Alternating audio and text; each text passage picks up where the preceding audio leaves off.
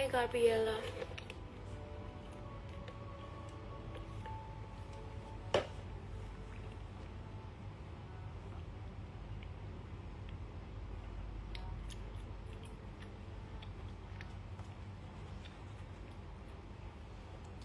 Oke, halo Ta, malam. Malam Devlin. Oke, jadi kenalin, gue Devlin Bibi Kanista yang saat ini jadi mahasiswa aktif semester 8 di PB, khususnya di program studi komunikasi digital media. Dan untuk topik skripsi yang gue angkat ini judulnya Strategi Branding Image Yayasan Putri Indonesia sebagai representasi budaya melalui konten Instagram.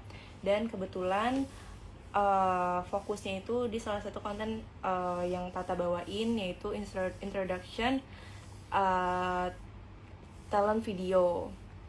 Nah, gue mau tahu dari sisi Tata nih, dari awal terbentuk konsepnya tuh kayak gimana, mungkin boleh diceritain. Oke. Ini ada basa-basinya gak sih? Kayak makasih banyak ya Devlin gitu. Nggak perlu apa-apa, kan ya? langsung aja. Oke, jadi kalau ditanya awal terbentuk konsepnya itu, aku harus kasih kreditnya ke Mas Baim dan Batika. Karena untuk talent sendiri, kemarin di Miss Cosmo itu kurang jelas whether akan ada talent show atau mereka cuma minta introduction video dengan hobi. Itu kurang jelas. Tapi namanya juga Mas Baim Batika, they always want to give the best. Jadi kita sampai brainstorming, kita mau buat talent seperti apa. Apalagi karena kemarin sudah di set standarnya sangat tinggi oleh Harashta dengan talent performance dia yang begitu gong. Nah, they wanted to make the best for me. Kita ngobrol lama banget, berhari-hari, sampai akhirnya muncul idea kalau talent aku akan aku nyanyi, sedikit di mix dengan tarian Bali, dan juga ada main biolanya. Konsepnya seperti itu sebenarnya nggak langsung. Jadi kita ngerjainnya bukan karena ada konsep, akhirnya ngerjain seperti itu tuh enggak. Jadi along the way sambil ngerjain akhirnya terkonsep gitu. Oke, kalau di dalam videonya itu kan ada 2 kebudayaan ya Teh. Ada DKI Jakarta yang pakai topeng sama Bali. Nah, itu apa yang mendasari lu ngangkat 2 budaya itu? Sebetulnya Kalau Bali kan asal lu. kalau Bali asal gue, ya betul. Tapi sebenarnya kemarin itu kita juga nggak pilih-pilih. Kita carinya yang musiknya bisa apa ya? Yang musiknya itu menarik gitu, yang musiknya upbeat dan menarik. Karena kita tahu waktu ke Bali, waktu kita bawa ke bagian Bali itu akan upbeat juga. Jadi kita sebenarnya cari yang musiknya nyambung, bukan sengaja cari kita cari tari topeng Jakarta terus ini enggak. Kita cuman ngelihatnya dari musik tradisional apa sih yang akan masuk kalau nanti ditransisiin ke musik Bali gitu. Berarti lebih ke entertain dari videonya ya? Bisa dibilang seperti itu. Oke. Kalau dari awal yang tim dan juga Tata buat dari selama proses pembuatan video ini, punya goals tersendiri gak? Dan apakah goals yang kalian tentuin tuh udah tercapai setelah video itu terupload? Kalau goalsnya kemarin itu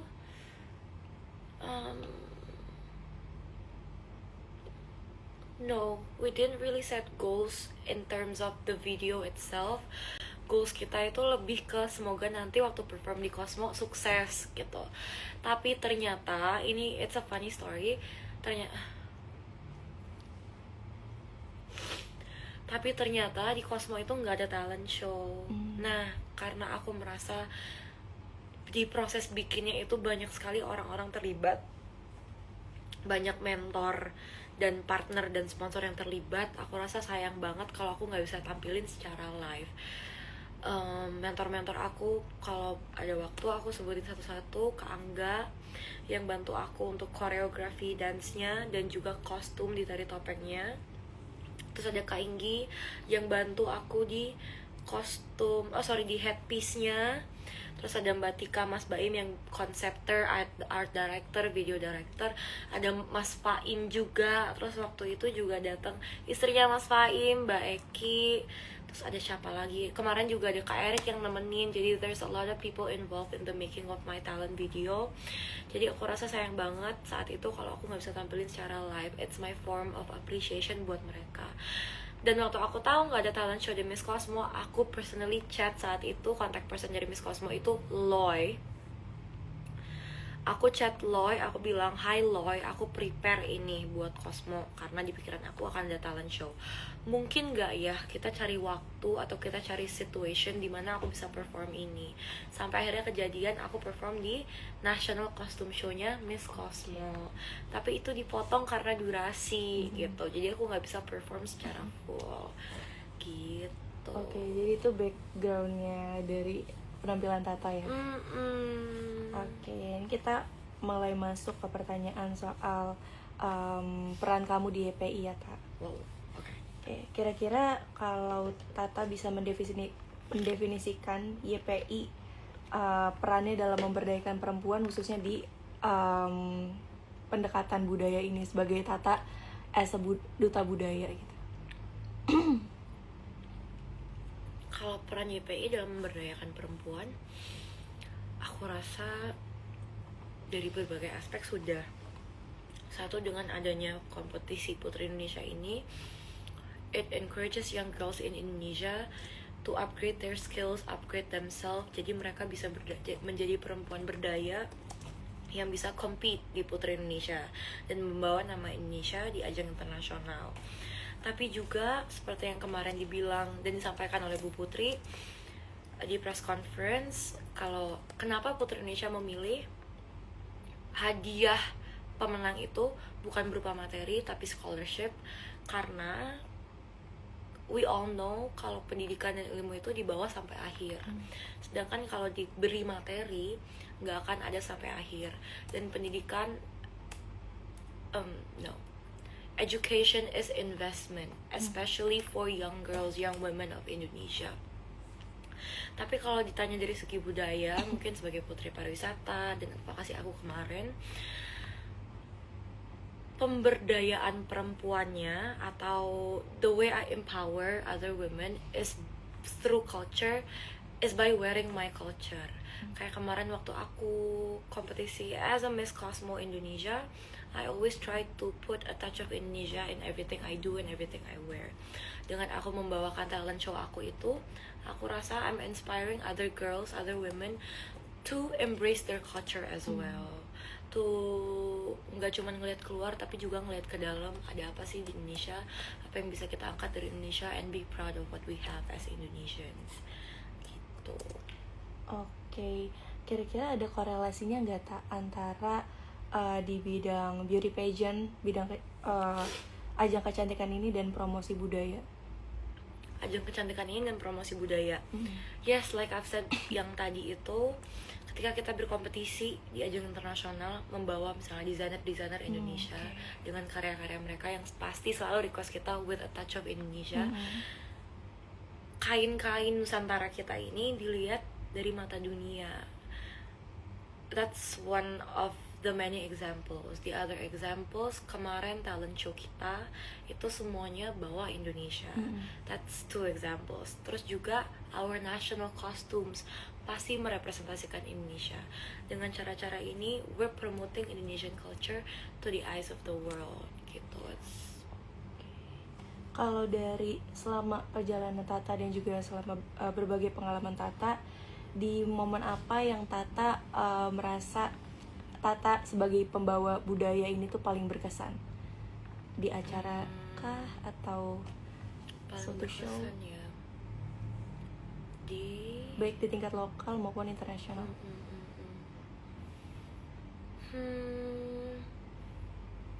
Kalau paling berkesan mungkin karena paling baru itu waktu kita Astamara opening preliminary show Putri Indonesia.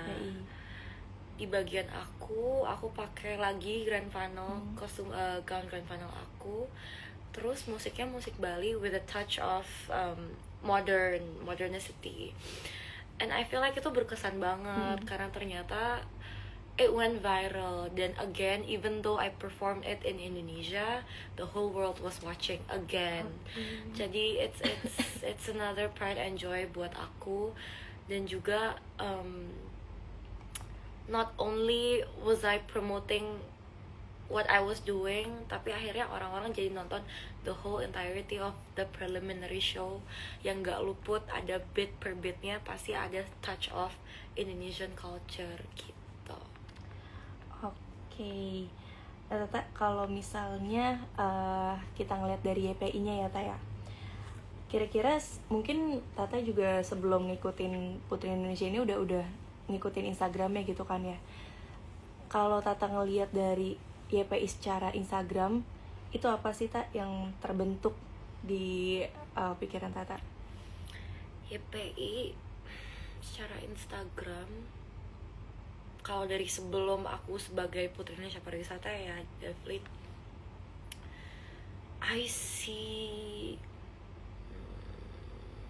kalau Instagram YPI sendiri I see it as a platform that updates us about what Putri Indonesia is. Mati dia. Ya udah gak apa-apa. I see it as a platform that updates us. Tapi more on that, no, kalau ditanya Instagram YPI ya itu sih Devlin. Tapi kalau misalnya kamu tanya aku, selama ini branding Putri Indonesia di Instagram seperti apa, I would answer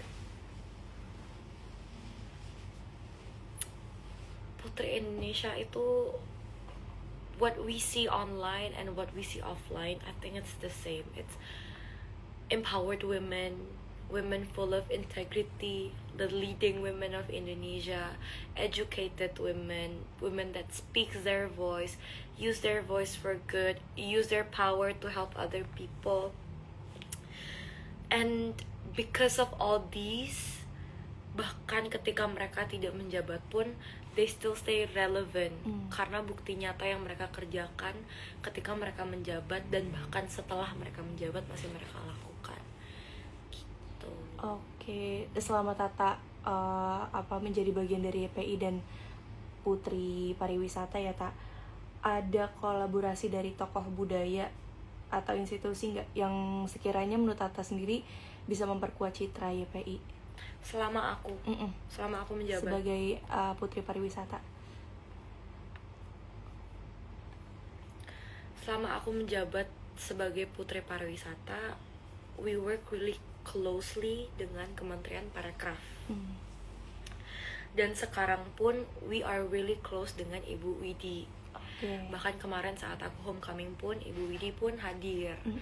Dan kemarin waktu ke homecoming Harashta, bahkan bukan homecoming aku, Pak Sandiaga Uno hadir.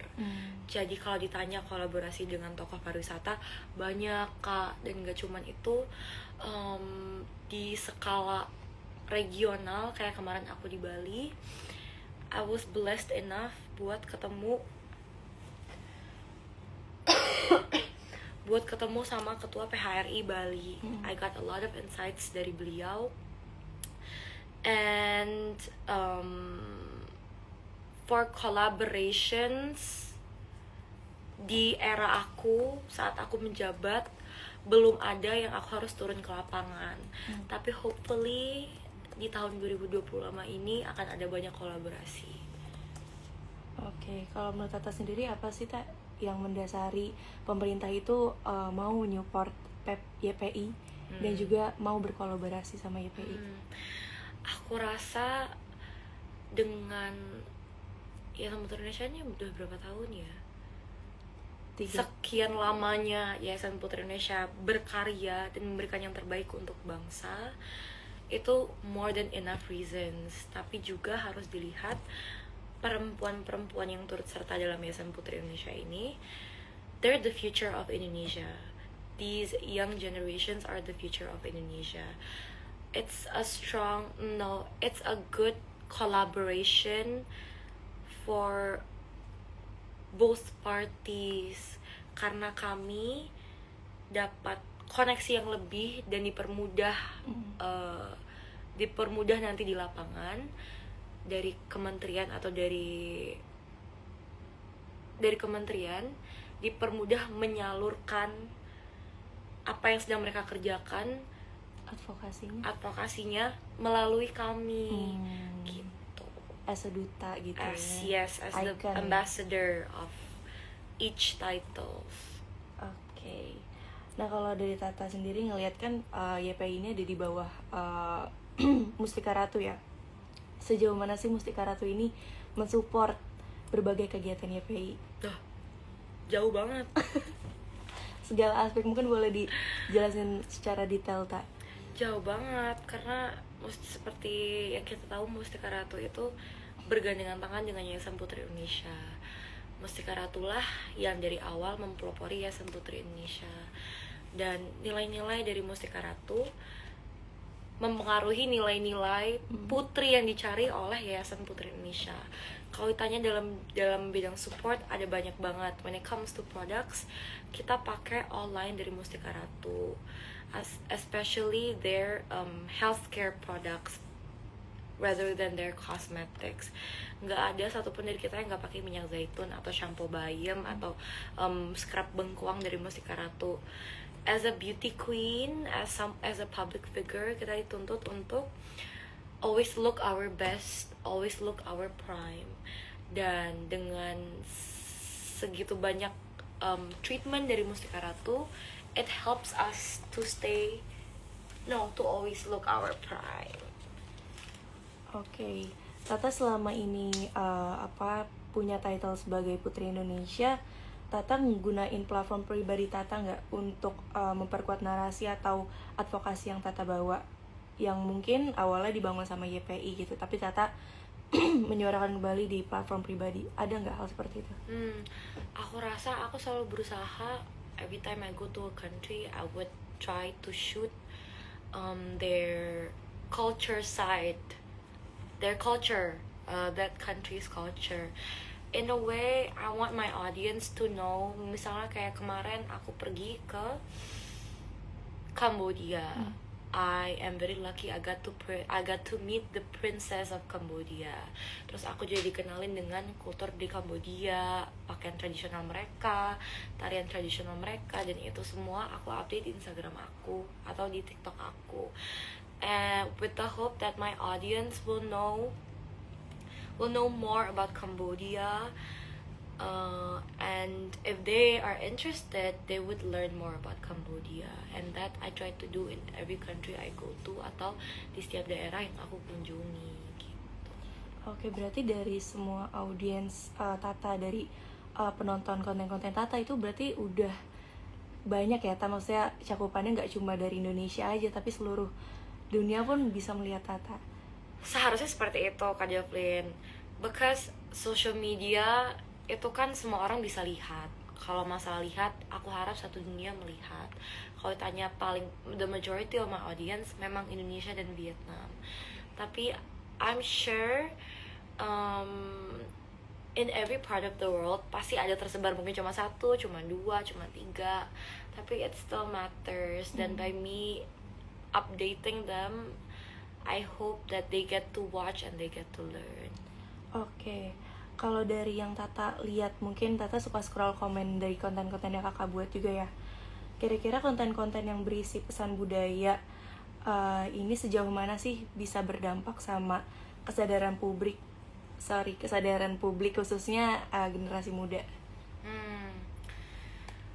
Jujur it's kind of hard actually, karena kemarin pun ketika aku mau posting apa, yang selalu di benak aku itu, ini orang tuh mau nonton gak ya? Karena the reality is, kalau kontennya gak lucu atau kontennya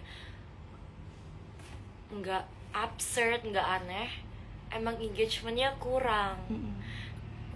Ketika konten aku edukatif, ternyata gak dimakan sama audience. Tapi apa yang viral is not always the right thing. Even when it has billions of views, it's not always the best content. Gak selalu konten yang mendidik. Kalau ditanya sejauh apa dampaknya buat generasi muda, I think it's up to them. Tapi aku harap audience aku adalah generasi-generasi muda yang mau belajar dan mau buka mata. Generasi-generasi yang self-aware and aware of their surrounding and their culture, and knows that you have to learn about your history and about your culture. Oke, itu tadi harapan untuk kesadaran generasi muda atas budaya kita ya, Tak. Nah, kalau harapan Tata sendiri soal branding YPI ke depannya, biar ya mungkin setelah Tata jadi alumni dan mungkin 10 tahun ke depan Putri yang baru bisa tetap relevan dan juga punya branding yang kuat nih sebagai organisasi pemberdayaan perempuan. Kira-kira apa yang Tata harapkan untuk YPI bisa memperkuat brandingnya itu? Aku rasa YPI is going in the right direction dengan ada penambahan 2 title baru, Putri Indonesia Kebudayaan dan Putri Indonesia Inovasi dan Digital. Inovasi dan Teknologi.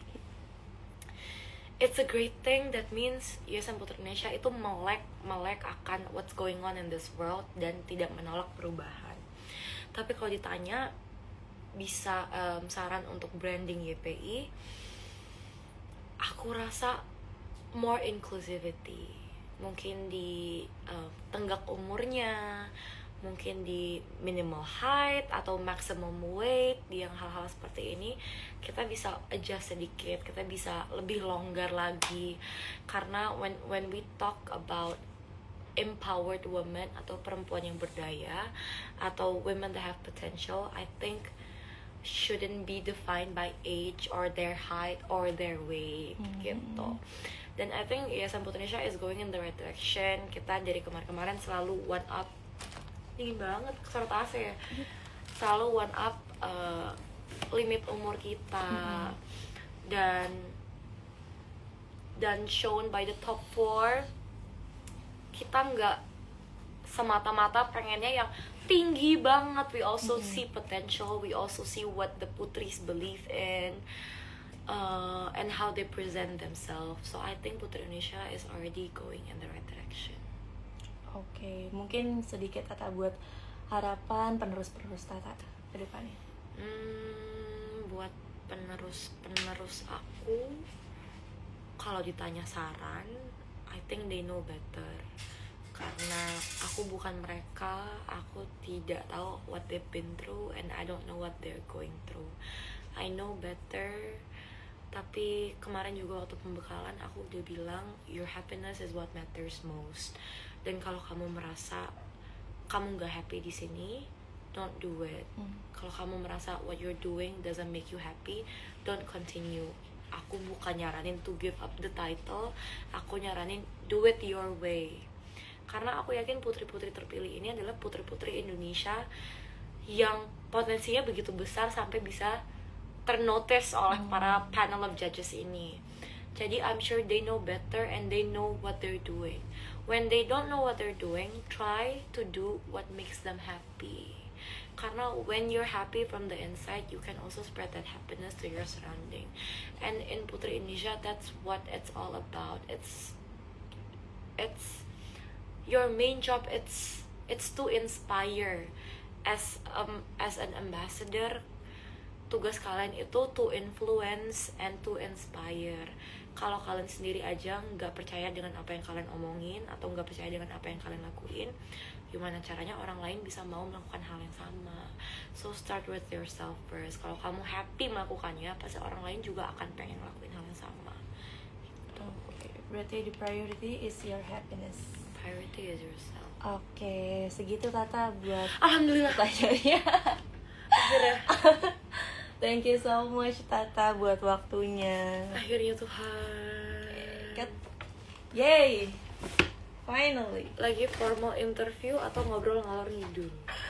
23 menit guys.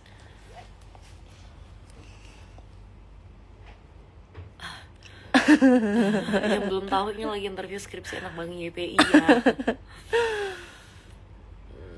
Bisa saya dia 5 watt tetap jawab pertanyaan. Thank you Tata. Thank you Devlin. Semoga jawaban-jawaban Tata bisa bermanfaat buat banyak orang ya Ta. Amin.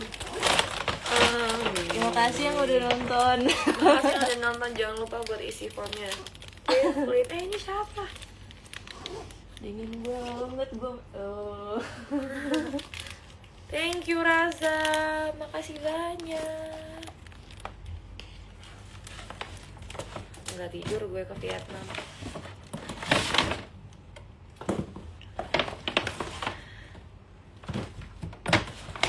Ngantuknya, oi.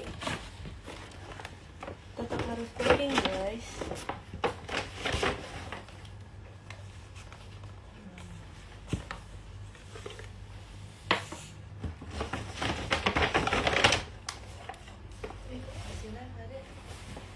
Masih meh? Udah berapa jam ya ini live? Sampai flight besok nih. Jangan dong, ngulang homecoming gue. Udah 3 SKS tadi. Gak kebayang kalau rekamannya dihapus, dia cari narasumber lagi gitu. Kan ada yang record. DP Damo record gak? Tapi Damo gak muncul, kan udah tidur deh dia.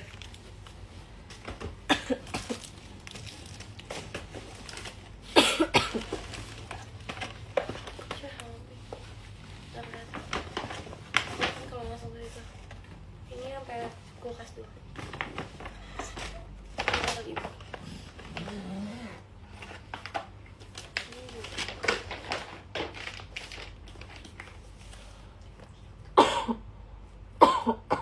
Kalau ditaruh on the side bisa dong. Ditempel ke samping gini.